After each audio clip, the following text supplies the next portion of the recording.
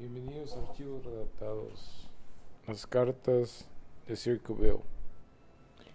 Durante casi 20 años, los residentes locales, las empresas, las escuelas y los funcionarios gubernamentales de Circleville, Ohio, recibieron más de 1000 cartas anónimas que contenían acusaciones graves que iban desde la infidelidad hasta el abuso infantil y la corrupción. El tormento escaló hasta convertirse en intento de asesinato y un hombre finalmente fue arrestado en relación con las cartas con biológrafo venenoso. Sin embargo, la identidad del autor, o más probablemente los autores, nunca se ha probado de manera concluyente. Bienvenidos a este nuevo programa de Archivos Redactados. Hoy les traemos este artículo acerca de Circleville, Ohio, donde, como lo dijimos en el principio,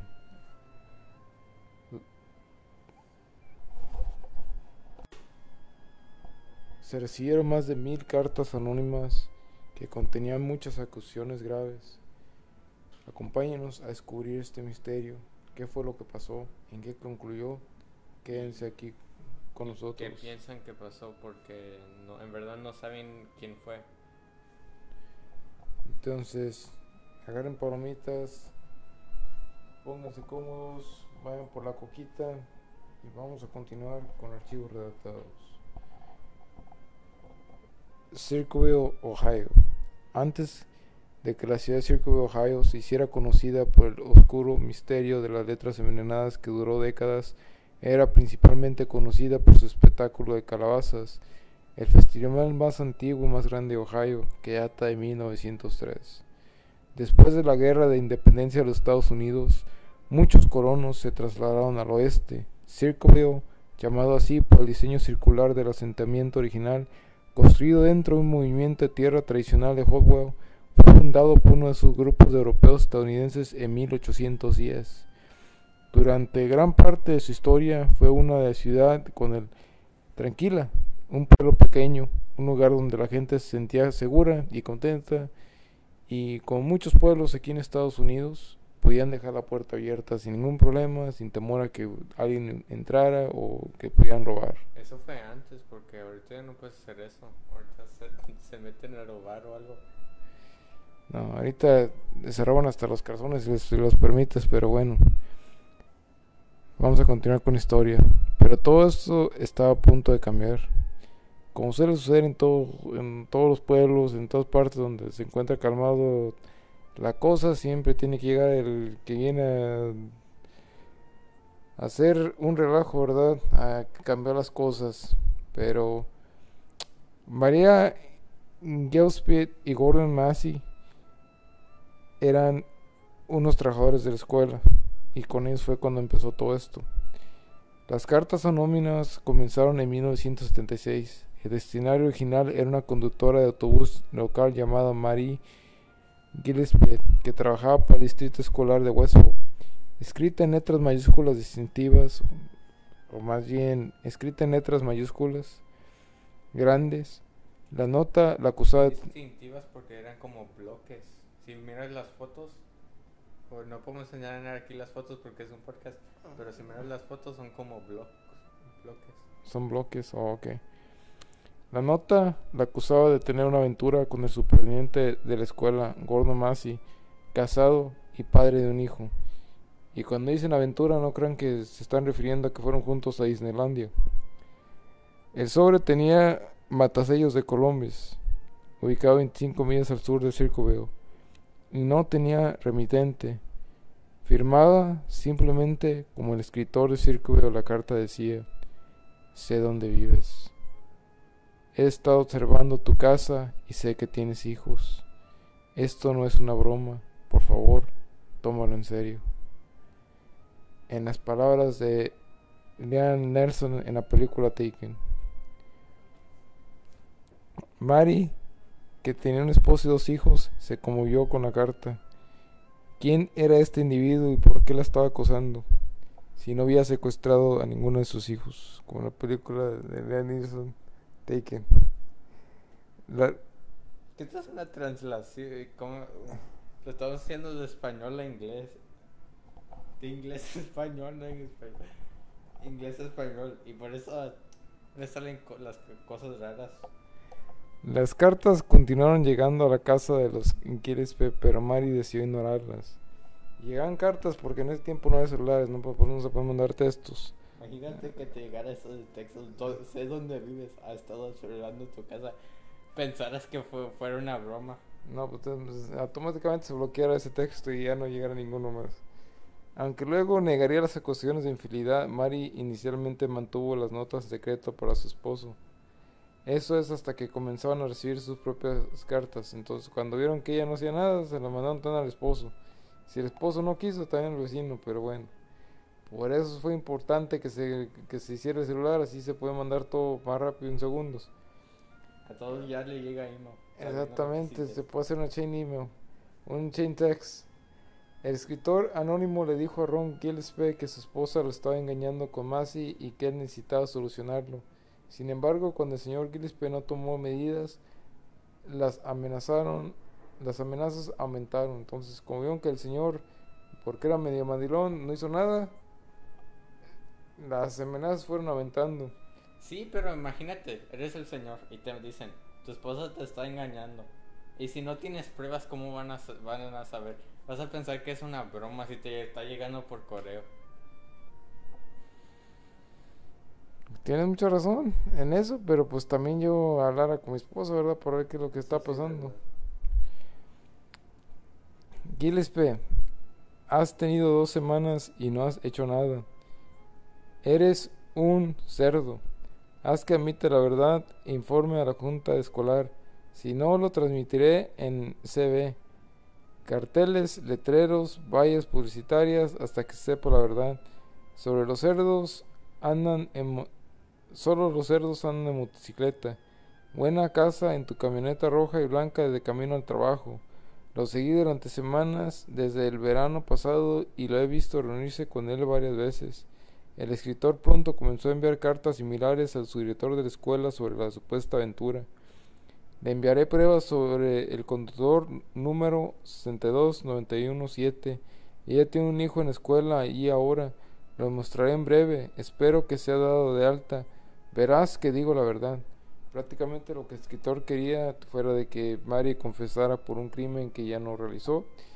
Entonces empezó a amenazar al señor Gillespie para que él se lo echara en cara a la esposa, ¿verdad? Para que actuara, para que le hiciera algo a la señora Gillespie y también al director. Pero pues como vieron que él no tomó acción, siguió mandando una carta a su director para que no solamente la despidieran a ella, sino que también al muchacho, a su hijito que tenía, que ahora se duda de su... El hijo iba a la escuela y no era trabajador. Sí, pues, tío, al hijo que tenía en la escuela fuera dado de alta, significa de que pues, prácticamente lo expulsaran de la escuela porque no lo querían ahí. Pero si fuera el papá Gillespie, yo le hicieron una prueba de ADN a ese niño. No se presentó ninguna prueba. Sin embargo, es notable que el autor conocía el número de conductor de Mary, lo que sugería que era alguien relacionado con la escuela. ¿Pero quién? Esa es la pregunta del millón. Y de paso, si saben quién lo hizo, también pueden mandar a mí los números de la lotería. Ahí abajo me los dejan, con mucho gusto, ¿verdad? Pero que sean los ganadores. En este punto, Gordon Massey también estaba recibiendo cartas con bolígrafo envenenado. En ellos, el escritor amenazó con pinchar. Miren, aquí está medio raro porque dice con pinchar sus neumáticos y cortar los frenos si no terminara el asunto. Prácticamente le van a cortar los frenos. Le iban a cortar los frenos y güey le iban a ponchar las llantas.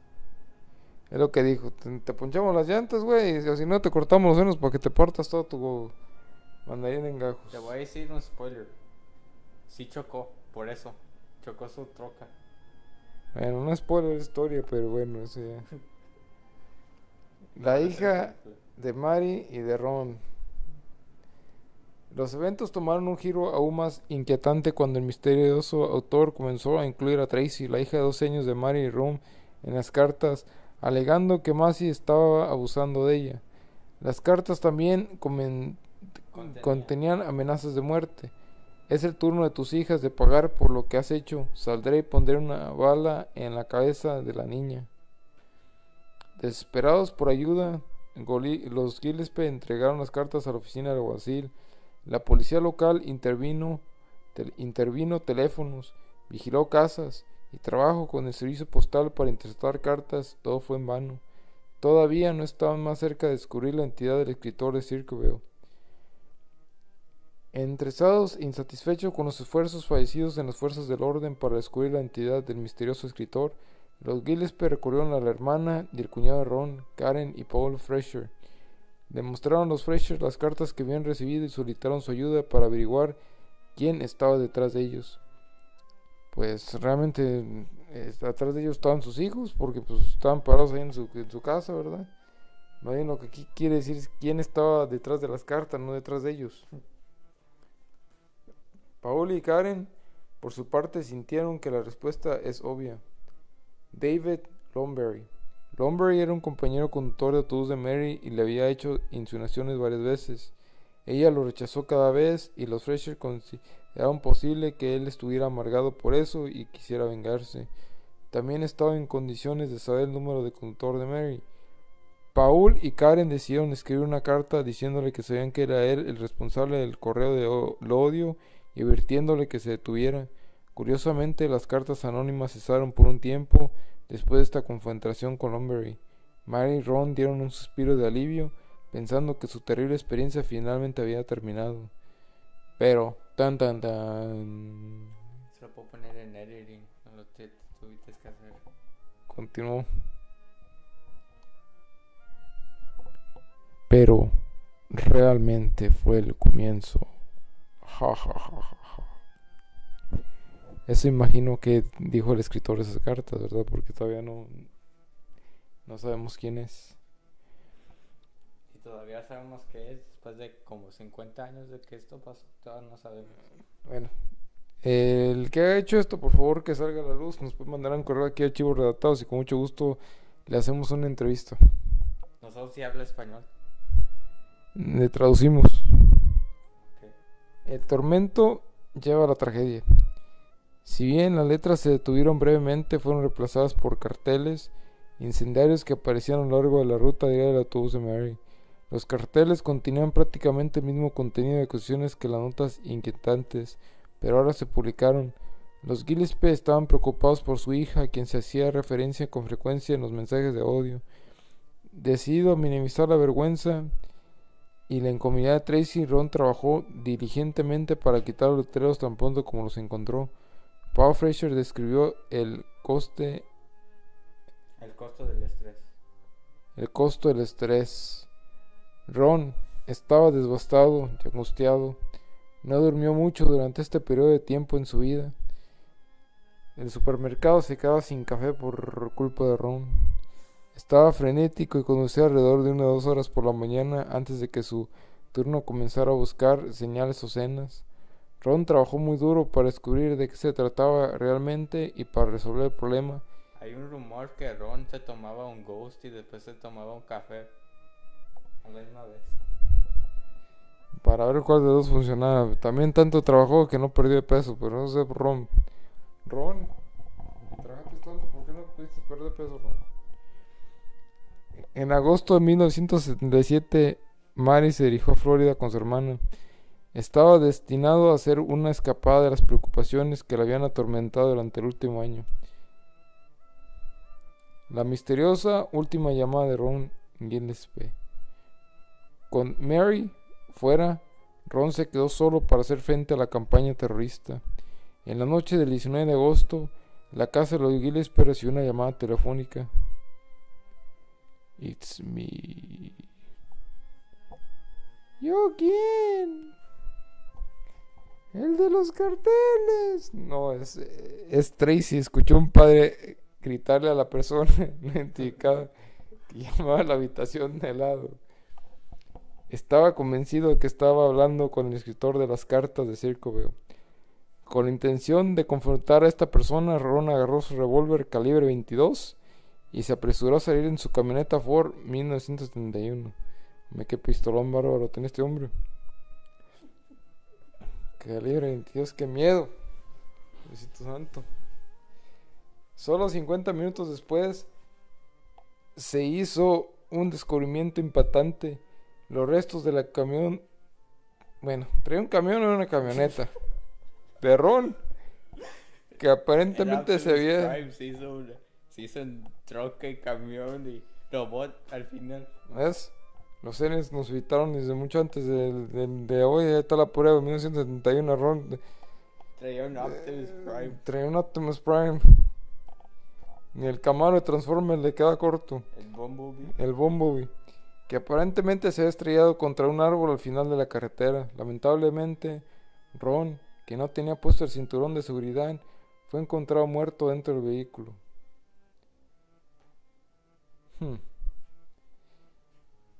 Si Ron no traía el cinturón de seguridad, ¿quién no hubiera sido de ver si lo hubiera encontrado muerto, pero afuera del vehículo? Porque cuando uno choca, se va volando. se va volando. Pero ya sabes que está gordito, pues a lo mejor se atoró por los asientos. Posiblemente, pero bueno, es otro misterio. ¿Por qué Ron se quedó dentro del vehículo cuando no traía el cinturón puesto? Curiosamente se determinó que se había disparado un tiro en el revólver de Ron, pero no se encontró ni una bala, ni tampoco un casquillo. Eso sí está medio raro. Entonces, ¿cómo se disparó si no hay ningún rostro de que se disparó? A echar la culpa a los aliens. El informe de toxicología reveló que Ron tenía un nivel de alcohol en sangre de 0.16, el doble del límite legal. Sin embargo, su familia argumentó que esto era imposible, ya que Ron nunca fue un gran bebedor. También estaban seguros de que el juego sucio era el culpable de la prematura muerte. Esto puede pasar. Ya sabes que a las personas que se mueren, siempre cuando vas a sus funeralias, dicen, esta persona fue bien buena persona, pero eso no fue verdad. A lo mejor sí. Posiblemente, pues quién sabe, es que uno no sabe. A lo mejor a Ron le gustaba el whisky o el tequila, porque no creo que le haga gustar el ron. Paul Fraser expresó su creencia de que, de hecho, su cuñado había sido asesinado. El sheriff estuvo de acuerdo conmigo en que hubo juego sucio y luego, cuando lo contacté nuevamente, había cambiado su actitud por completo. Aunque Ron Gillespie murió en extrañas circunstancias, nada indica que se tratara de un acto sucio. El alguacil Dwight Ratcliffe concluyó que esto fue simplemente un trágico accidente. Después de la muerte de Ron Gillespie, los letreros y las letras continuaron. Algunos de ellos hicieron acusaciones impactantes, alegando corrupción por parte del alguacil y afirmando que el médico forense de la ciudad, Ray Carroll, había abusado de menores. 10 años más tarde se demostró que esta última afirmación era cierta cuando Carroll fue expuesto como un abusador. Mary Gillespie finalmente confesó haber tenido una aventura con Gordon Massey, pero según ella no comenzó hasta después de la muerte de su esposo. Según ella. Si bien su línea de tiempo era cuestionable, esperaba que la transparencia y la honestidad pudieran ayudar a poner fin al acoso. Y tampoco nada tiene que ver que su niño de 12 años haya tenido los ojos y el pelo del señor Massey. Eso es una coincidencia. Esa es pura coincidencia, exactamente. Es como los soldados que vienen después de 12 años allá en otra parte y llegan y tienen un hijo de 6 meses. También te encuentran que la mujer está embarazada. El 7 de febrero de 1983, Mary se encontró con un letrero particularmente inquietante a lo largo de su ruta de autobús que detallaba gráficamente el supuesto romance entre Massey y la hija de Mary, Tracy. Detuvo el autobús y estaba dedicada a quitar el letrero, pero cuando comenzó a hacerlo notó una cuerda que conectaba el letrero con una caja cercana. Resultó que la pequeña caja era de madera, contenía una pistola sostenida por bloques de espuma de poliestireno. La cuerda estaba conectada al gatillo. Presumiblemente esto estaba destinado a ser una trampa letal para cualquiera que intentara quitar el letrero. Aunque claramente hubo un intento de archivar el número de serie del arma, los examinadores de arma de fuego de NBC la Oficina de Investigación Criminal de Ohio lo recuperaron. El número de serie condujo a la policía a un hombre llamado Weasley, que trabajaba en la cervecería local Columbus. Sin embargo, según Weasley, vendía el arma Sin embargo, según Weasley, vendió el arma a su supervisor y no lo había tenido en su poder durante bastante tiempo. Nada menos que Paul Fraser, el cuñado de Mary Ron, era el supervisor. El caso contra Paul Fraser mantuvo su inocencia desde el principio, pero cooperó con los investigadores. Dijo que le robaron el arma semanas antes y que creía que lo estaban incriminando. La policía se mostró escéptica, especialmente después de que su nuevo sospechoso no pasara una prueba de polígrafo. Los oficiales le llevaron algunas de las cartas de Círculo a Ron y le pidieron que hiciera todo lo posible para replicar las distintivas letras mayúsculas con su propia letra. Cumplió con esta petición. Posteriormente, el alguacil determinó de que su escritura coincidía perfectamente con la del escritor de cartas de Circoville y lo arrestó de inmediato. Durante el juicio, Karen Fraser, con quien Paul había pasado recientemente por un divorcio desagradable, alegó que encontró docenas de cartas dentro de su casa cuando aún vivían juntos, pero cuando se le pidió que presentara los documentos, dijo que los había tirado todos. Vale la pena señalar que en este punto Karen había perdido todo el acuerdo en el divorcio, la custodia de sus hijos, su casa, sus ahorros, y vivía en un remolque en la propiedad de Mary Gillespie. La defensa trató de mantener las cartas, que argumentaron que no estaban relacionadas con el arma trampa, fuera del juicio, pero el juez finalmente admitió 39 de ellas. La fiscalía señaló con éxito las similitudes entre estas cartas y los escritos encontrados en la caja del artículo de armas. Los fiscales también tuvieron el testimonio de un experto en caligrafía, quien afirmó que en base a estas similitudes, como la letra manuscrita y la cadencia y el mensaje en general, era posible que las cartas fueran escritas por Paul Fraser. Un segundo experto, que originalmente fue testigo de la defensa, apoyó esta conclusión. Un detalle que el jurado nunca escuchó fue que otro conductor de autobús vio a un hombre alto con un cabello castaño claro cerca del letrero aproximadamente 20 minutos antes de que Mary llegara. Supuestamente conducía el camino amarillo. Por el contrario, Paul tenía el cabello oscuro y era mucho más bajo que el hombre que vio. Además, no tenía el camino. No se hicieron esfuerzos para localizar el vehículo o conocer la identidad del hombre. Sin embargo, según los informes, Karen estaba saliendo con un hombre que coincidía con esa descripción en ese momento, aunque tampoco tenía el camino. Finalmente, Paul Fraser fue declarado culpable de intento de asesinato y recibió la sentencia máxima de 7 a 25 años de prisión. Aunque inicialmente muchos estaban satisfechos de que la policía había arrestado a la persona adecuada, no pasó mucho tiempo antes de que más cartas anónimas comenzaran a llegar a los hogares alrededor de Circoville en todo el centro de Ohio. Eventualmente llegaron cientos más, todas mientras Paul Fraser estaba tras las rejas. Una vez más, autoridades y ciudadanos quedaron desconcertados. El director de la pensión incluso trató de poner a Paul en confinamiento solitario para ver si eso tenía fin a la locura, pero no hizo ninguna diferencia. Paul fue luego desnudado, todo su correo entrante y saliente fue inspeccionado, por lo que los funcionarios de la prisión podían decir no había forma de que él pudiera producir o enviar las cartas. Entonces el mismo Pablo comenzó a recibir cartas. ¿Estaba la persona adecuada tras las rejas? Eso no se sabe. Yo pienso que no. Yo pienso que fue la Karen. Porque ya sabes que él tenía un novio que estaba como el otro hombre y como si le prestaron un carro para que fuera y poniera en el poste los letreros. Todo es posible. El alguacil del condado de Pickaway todavía creía que el hombre encarcelado era de alguna manera responsable de las cartas, pero más personas comenzaban a cuestionar si Paul era realmente culpable, o si era culpable, ¿tenía una cómplice? ¿O fue simplemente un imitador oportunista? Estas y muchas otras preguntas relacionadas con este caso quedaron sin respuesta. Los periodistas de investigación Martin Jan y Robin Raccoon, que también recibieron cartas del autor de Circoville, han dicho desde entonces que no hay posibilidad de que Paul Fraser haya escrito las cartas de la prisión. También han cuestionado la imparcialidad del verito de culpabilidad de Fraser. ¿Puedes decirlo que están 100% seguros de que él lo hizo? No, nadie puede hacerlo. Pero puede decirle, si hubiera estado este jurado, nunca habrían enviado un hombre a la prisión en base a esa débil evidencia, dijo Yacun en entrevista con CBS News. Un desarrollo particularmente ansioso se produjo cuando gran parte del correo de odio comenzó a llegar mezclado con arsénico. Afortunadamente nadie resultó gravemente herido. El caso de las cartas de Circoville ha abarcado de décadas, inspirado muchas teorías y sospechas. Según Karen, Paul llegó a resentirse con Mary Gleason por engañar a Ron, incluso la culpó por su muerte, lo que tal vez proporcionó la motivación para comenzar una campaña de acoso contra ella.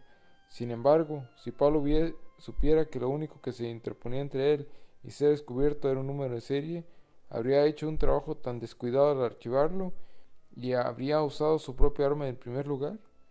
Karen fue la que más se benefició del encarcelamiento de Paul. Con él en prisión, todo lo había perdido en el divorcio era suyo una vez más.